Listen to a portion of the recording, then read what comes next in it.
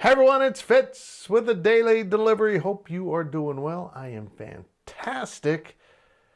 And I hope you saw the Nigel Pack news over the weekend. If you didn't, quick recap. Nigel Pack, who's transferring from playing basketball at Kansas State after 2 seasons to play his final 2 seasons elsewhere, surprised a lot of people by picking Miami, and probably because of a $400,000 a year NIL deal with a Miami-based company called Life Wallet that will pay him out 400 times 2, $800K over his 2 years remaining. It's a whopping number, and it is very interesting. It's also caused some very fascinating reaction from fans because this is kind of earth-shaking for the NCAA.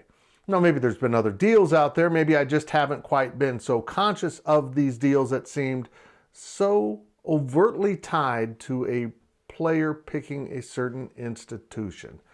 That's dangerous, and that is supposed to be against NCAA rules, even though the courts have now said players can accept NIL agreements. The NCAA still contends you cannot use these agreements. They must be outside of the structure of your athletic department, and you can't use these to attract a recruit to your institution.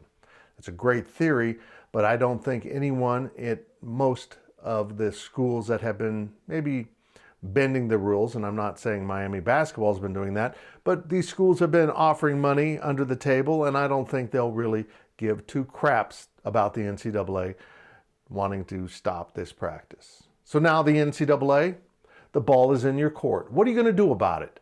Is this really something that crossed the line, or is the fact that the owner of Life Wallet, who is a billionaire, apparently on paper at least, or nearly a billionaire, but also has never given a dime apparently to the university or university athletic interests at Miami, is he considered a person that would be a University of Miami supporter?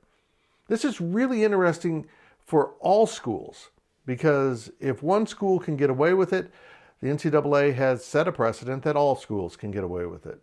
And it could impact Kansas State in other ways. For example, Antoine Davis, recruit out of Detroit, transferring after 4 years. He's looking for an NIL agreement. Will one of the collectives just step up and do so on K-State's behalf? And how will this impact K-State football recruiting going forward with these collectives on the table and ready to help the Wildcats get some players? It's a big moment for the NCAA. If they decide to step aside and not do a thing, it says a lot about them and says a lot about the future of college athletics, if there is one.